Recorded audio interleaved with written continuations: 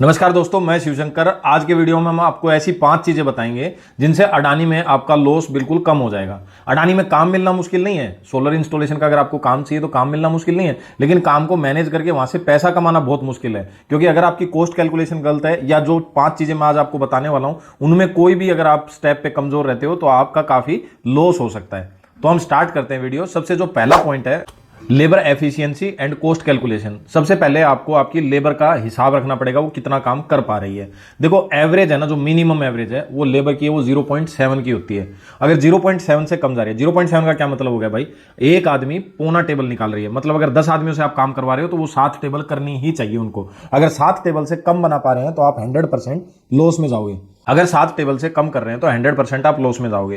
तो एक तो आपको लेबर से इतना काम करवाना ही है प्रोडक्शन में, और अगर इससे ज्यादा करवा सक रहे हो तो आप प्रॉफिट आपका बढ़ता जाएगा। काम करने वाले आदमी जो हैं वो 10 आदमी 11, 12, 15 टेबल तक भी निकाल दे रहे हैं। वो डिपेंड करता है आपकी लेबर कैसी है, काम करने वाली है या नहीं है। तो इसमें आप कैसे अच्छा प्रोडक्शन ले सकते हैं। अच्छा प्रोडक्शन लेने के लिए आपको ध्यान देना पड़ेगा, आपकी जो टीम है उसके पार्ट्स करने पड़ेंगे। एक टीम से आप सिर्फ टाइटनिंग का काम करवाओ, एक टीम से आप सिर्फ सोलर की प्लेट को रखवाने का काम कराओ, इंस्टॉल करवाने का काम कराओ, और एक से सिर्फ स्ट्रक्चर का काम कराओ। और एक टीम आप ऐसी रखो जो स्टोर से मटेरियल को लाती रहे कंटिन्यूअस, जिसमें आपका टाइम वेस्ट ना हो। इस तरीके से अगर आपने अच्छे से मैनेज कर रखा है तो प्रॉफिट आपको होगा। दूसरा पॉइंट है लॉजिस्टिक और स्टोर मैनेजमेंट। ये आपका साइलेंट किलर हो सकता है, आपको आराम आराम से मारेगा, आपको पता भी नहीं चलेगा। इसमें क्या होता है, देखो स्टोर से मटेरियल लाना, अगर आपका खाली आ रहा है ट्रैक्टर, या स्टोर से आप मटेरियल अच्छे से समझ के नहीं ला पा रहे हो तो आपका सारा लॉस हो जाएगा। क्योंकि अगर मटेरियल साइट पे नहीं पहुंचा तो आपकी सारी लेबर खाली बैठी रहेगी, जिसकी वजह से आपका सारा काम रुक जाएगा और आपके सारे लेबर का एक दिन का कॉस्ट जो है वो आपको आपकी जेब से देना पड़ सकता है, और इस तरीके से आप ओवरऑल लॉस में जा सकते हो। अगर आप बड़ी टीम के साथ काम कर रहे हो तो आपको मैनेजमेंट बहुत जबरदस्त चाहिए, स्ट्रॉन्ग मैनेजमेंट चाहिए। स्ट्रॉन्ग मैनेजमेंट आपका सारा काम अच्छे से करवाएगा। तो लॉजिस्टिक वाला जो काम है, लॉजिस्टिक मतलब ट्रैक्टर जो है आपका स्टोर से जो सामान लेके आएगा वो रेगुलर चलना चाहिए, और आपकी टीम के हिसाब से वो कंटिन्यूअस एडवांस मटेरियल लाता ही रहे। एक टीम को कम से कम 2 ट्रैक्टर, अगर 50 आदमियों की एक टीम है तो उसको 2 ट्रैक्टर तो चाहिए ही चाहिए, रिक्वायरमेंट है ही है। दोनों ट्रैक्टर उसके रेगुलर चलते रहे, साइड से सामान उठाते रहे, डालते रहे, तब उसका काम अच्छे से हो पाएगा। तीसरा है इनडायरेक्ट ओवरहेड्स, जिसमें सेफ्टी और कंज्यूमेबल को भी काउंट किया जाता है। इसका मतलब क्या है देखो लोग जो है ना, जब हिसाब लगाते हैं ना तो सिर्फ लेबर की कॉस्ट कैलकुलेट कर लेते हैं, बाकी वो मैनेजमेंट का खर्चा नहीं जोड़ते, और आपका ओवर जो जैसे सेफ्टी किट लगती है या और कोई छोटे मोटे खर्चे होते हैं उनको काउंट नहीं करते, वो ज्यादा इंपॉर्टेंट होते हैं। देखो आपकी एक लेबर का कैलकुलेशन से काम नहीं चलेगा, उनको मैनेज करने वाले जो है वो स्ट्रॉन्ग आपको लीडर चाहिए, 3-4 जो अच्छे से काम करवा सकें। अगर आपके पास स्ट्रॉन्ग लीडर नहीं है या जिसको नॉलेज नहीं है, जो काम को जानता नहीं है, ऐसा नहीं है काम को जानता है तो भी मैनेज कर सकता है, काम को वही मैनेज कर पाएगा जिसके पास सारी स्किल्स हो, काम को कर आता भी हो उसको और करवाना भी आता हो, मैनेजरल स्किल्स भी हो उसके अंदर, तो वो आपका सुपरवाइजर जो होगा वो आपका काम खींचेगा। हमारे पास कुछ अच्छे सुपरवाइजर हैं जिन्होंने इस तरह का काम में बहुत मतलब बेस्ट एफिशिएंसी देकर के लोगों को लॉस से रिकवर किया है। क्योंकि सारा खेल प्रोडक्शन का होता है। आपके पास 50 या 100 लेबर पड़ी है और आप काम नहीं करवा पा रहे हो तो आप प्रोडक्शन नहीं निकलवा पाओगे। तो प्रोडक्शन कैसे निकलेगा? प्रोडक्शन निकलेगा लाइन बना करके।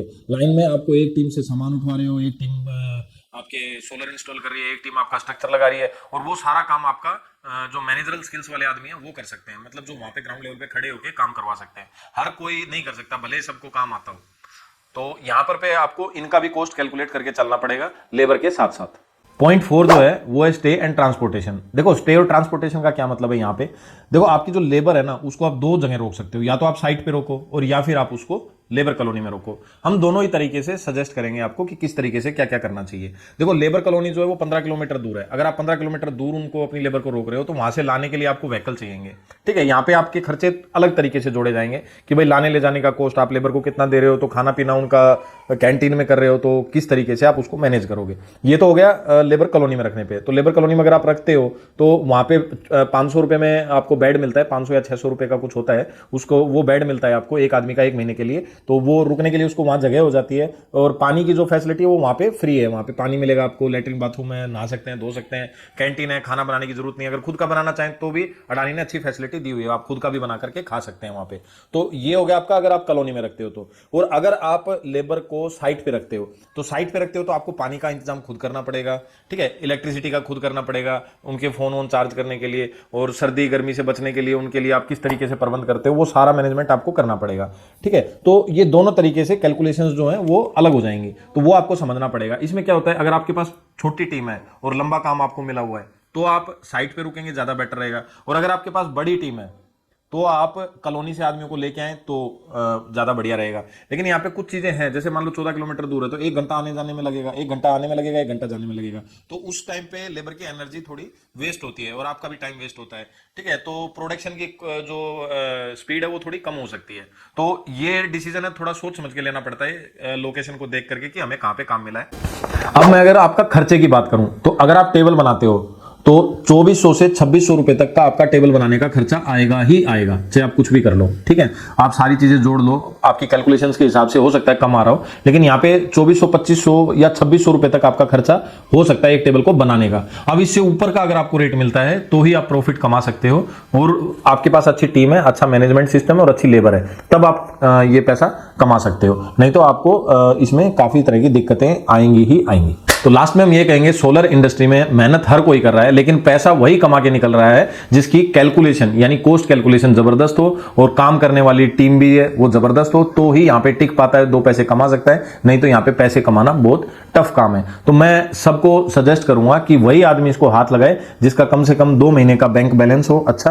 क्या अगर किसी वजह से उसका काम पूरा नहीं हो रहा है या उसकी पेमेंट नहीं हो पा रही है 15 दिन 20 दिन के अंदर, तो वो अपनी लेबर को 1 से 2 महीने खाना वाना खिला सके और रख सके उसको। क्योंकि अगर किसी वजह से बिल डिले हो रहा है, देखो ज्यादा डिले नहीं होता, आरएफआई के 2 से 3 दिन के अंदर पेमेंट हो जाती है, लेकिन अगर फिर भी सपोज करो पहले से आप समझ के चलो कि अगर डिले हो रहा है तो उस केस में आपको मतलब आप मैनेज कर सको। तो अगर इसके अलावा आपको कोई और गाइडेंस चाहिए, आपको लेबर के बारे में समझना है या आप ग्राउंड लेवल पे हमारी हेल्प चाहते हैं, तो हमारी कंसल्टिंग फीस है, आप बेझिझक हमारे से संपर्क कर सकते हैं, हम आपकी हेल्प करेंगे, जिसमें आपका लाखों का लॉस होने से हम बचाएंगे एक बिल्कुल मिनिमम कॉस्ट के ऊपर। तो दोस्तों वीडियो कैसा लगा हमें जरूर बताना, और इसी तरह के अच्छे वीडियो के लिए हमारे साथ बने रहें। मिलते हैं अगले अच्छे से वीडियो में, तब तक नमस्कार।